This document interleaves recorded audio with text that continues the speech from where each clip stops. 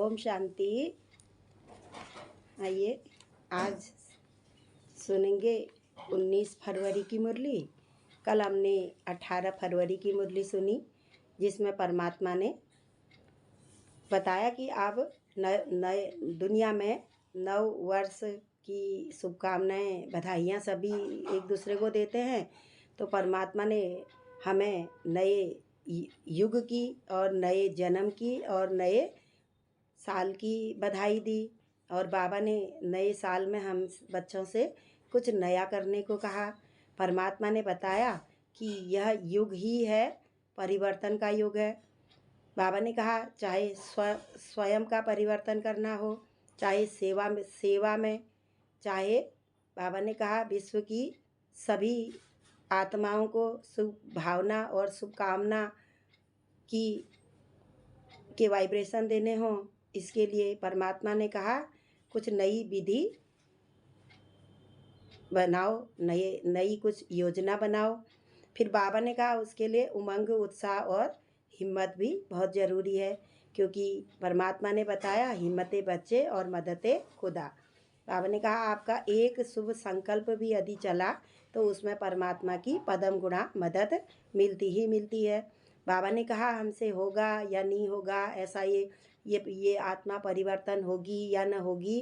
बाबा ने कहा ऐसा कुछ भी नहीं सोचना है, क्योंकि संगम युग है ही असंभव को भी संभव बनाने वाला। फिर बाबा ने कहा इस समय परमात्मा धरा पर अवतरित हो चुके हैं। हर एक आत्मा को सत्य परिचय देना है, और यदि आपके परिचय देने में वो आत्मा अपने कोई पूर्व जन्मों के पाप कर्मों के कारण यदि कोई आपकी सत्य परिचय को, परमात्मा के सत्य परिचय को, ज्ञान को नहीं भी सुनता है, तो बाबा ने कहा बाप की आज्ञा है कि हर एक आत्मा को मेरा परिचय देना है। तो बाबा ने कहा आपके आज्ञाकारी होने का चार्ट तो बाप दादा के पास जमा हो ही गया है। इसलिए बाबा की श्रीमत है कि सभी को परमात्मा का सत्य परिचय इस समय मिल जाए। सत्य परिचय है कि परमात्मा निराकार है, ज्योतिर्बिंदु हैं, परम धाम के रहने वाले हैं। हम आत्मा भी वहीं पर रहती हैं। और इस समय जब 4 युग पूरे होते हैं तो परमात्मा स्वयं धरा पर आकर के विश्व परिवर्तन के लिए बच्चों की मदद लेते हैं। और विश्व परिवर्तन के लिए भगवान इस समय धरा पर अवतरित हो चुके हैं। शीघ्र ही कलयुगी दुनिया जाएगी और शिष्टाचारी दुनिया आएगी। इसी प्रकार से आज भी परमात्मा ने हमें उसी के रूप में आज भी परमात्मा की यह मुरली चली हुई है। सुनते हैं। आज की मुरली है 19 तारीख है 19 फरवरी 2024, प्रातः मुरली। ओम शांति। बाप दादा मधुबन। बाबा कह रहे हैं मीठे बच्चे, मैं सदा वाणी से परे हूँ। परमात्मा शरीर का केवल आधार लेते हैं। शरीर धारण करके तन पर इस सृष्टि पर नहीं आते हैं। ऐसे परमात्मा पाठ नहीं बजाते हैं। तो परमात्मा कहते हैं मैं सदा वाणी से परे हूँ। मैं आया हूँ तुम बच्चों को उपराम बनाने। उपराम मेरे को याद करो। परमात्मा कहाँ रहते हैं? ऊपर। ऊंचा तेरा धाम, ऊंचा तेरा काम और ऊंचा तेरा नाम। तो परमात्मा की ये महिमा है। तो परमात्मा कहते हैं मैं भी तुम्हें उपराम बनाने आया हूँ कि अपने को आत्मा समझो, देही अभिमानी होके रहो, देह अभिमान में नहीं आओ। अभी तुम सबकी वानप्रस्थ अवस्था है। परमात्मा ने बताया भले कोई बड़ा है, छोटा है, बच्चा है, सबकी वानप्रस्थ अवस्था है। क्योंकि शरीर भले ही छोटा है लेकिन आत्मा इस समय सबकी आखिरी जन्म पर है। तो सबकी इस समय वानप्रस्थ अवस्था है। अर्थात हमें वाणी से परे होकर के परमात्मा को याद करना है। तो परमात्मा कहते हैं अभी सबकी वानप्रस्थ अवस्था है। सब वाणी से परे घर। अब हमें वाणी से परे घर जाना है। हमारा घर है परम धाम, शांति धाम, जहाँ आत्मा बिल्कुल मुक्त अवस्था में एक अपने स्थान पर टिकी हुई है। अब हमें वहाँ जाना है। प्रश्न है अच्छा पुरुषार्थी स्टूडेंट किसे कहेंगे, उसकी मुख्य निशानी सुनाओ। परमात्मा कहते हैं जो अच्छा पुरुषार्थी स्टूडेंट होगा उसकी क्या निशानी होगी। उत्तर है अच्छा पुरुषार्थी स्टूडेंट वह जो अपने आप से बातें करना जानता हो, अपने आप से बातें करना जानता हो कि मैं कितनी महान हूँ, मैं आत्मा हूँ, मैं देवकुल की आत्मा हूँ, मैं भगवान की बच्ची हूँ, मैं विश्व कल्याणकारी आत्मा हूँ, मुझे तो सारे ही विश्व का कल्याण करना है। इसलिए उसे जिसे अपने पर, आप बाबा कहते हैं अपने स्वमान पर रहो, तो वह अच्छा स्टूडेंट है जिसे अपने आप से बातें करना जानता हो, सूक्ष्म स्टडी करता हो। सूक्ष्म स्टडी मन, मनसा, वाचा में हमारा कौन सा संकल्प चल रहा है, मन से भी हमें गीता में कहा भी है, मन मना भव, मन ही मन मेरे को याद कर। तन से भले ही कर्म करो लेकिन मन से मुझे याद करो। तो बाबा ने कहा वह सूक्ष्म स्टडी करते रहेंगे। पुरुषार्थी स्टूडेंट सदा अपनी जांच करते रहेंगे कि हमारे में कोई आसुरी स्वभाव तो नहीं है, हमारे में कोई आसुरी अवगुण तो नहीं है। दैवी गुण कहाँ तक धारण किए हैं, देवताई दुनिया में जाना है तो हमने दैवी गुण कहाँ तक धारण किए हुए हैं। वह अपना रजिस्टर रखते हैं कि भाई भाई की दृष्टि सदा रहती है, सदा सदा हर एक आत्मा क्या है, आत्मा आत्मा भाई भाई है, एक परमपिता परमात्मा की हम संतान हैं।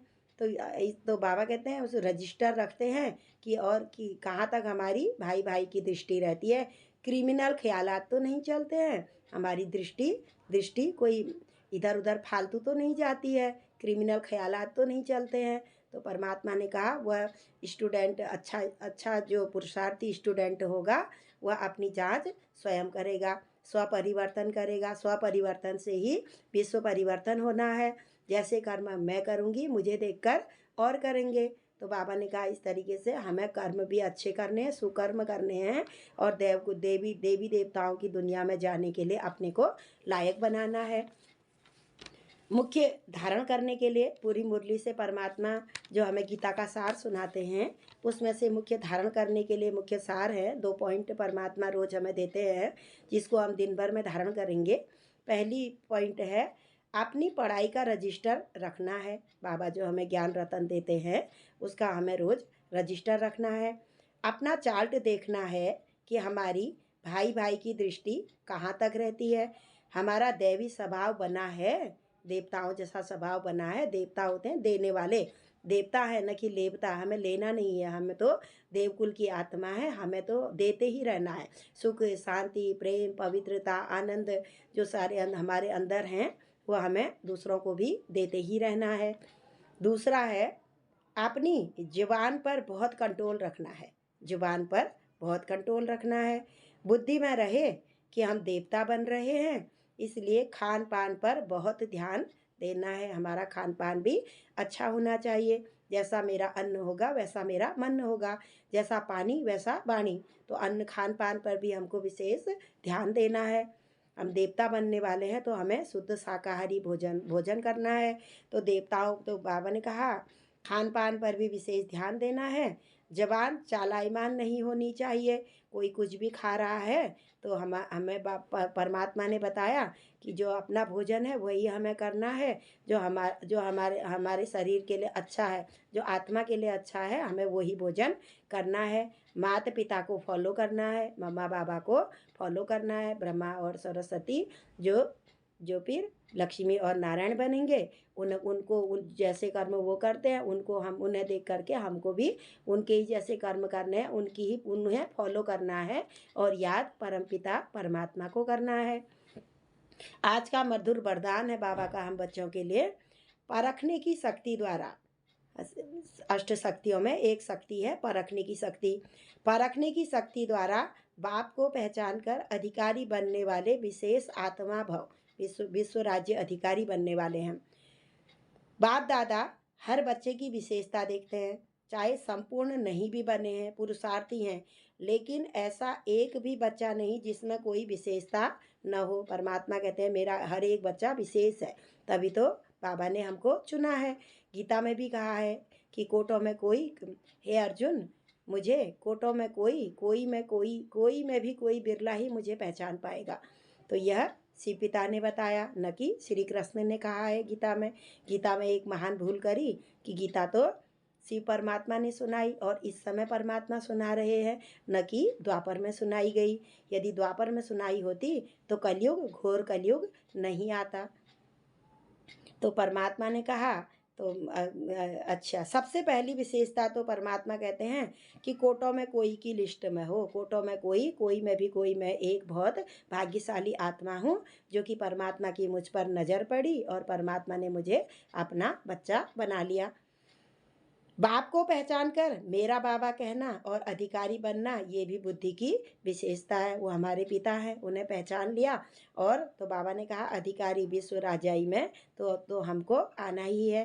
परमात्मा हमारे लिए ही तो स्वर्ग की स्थापना कर रहे हैं।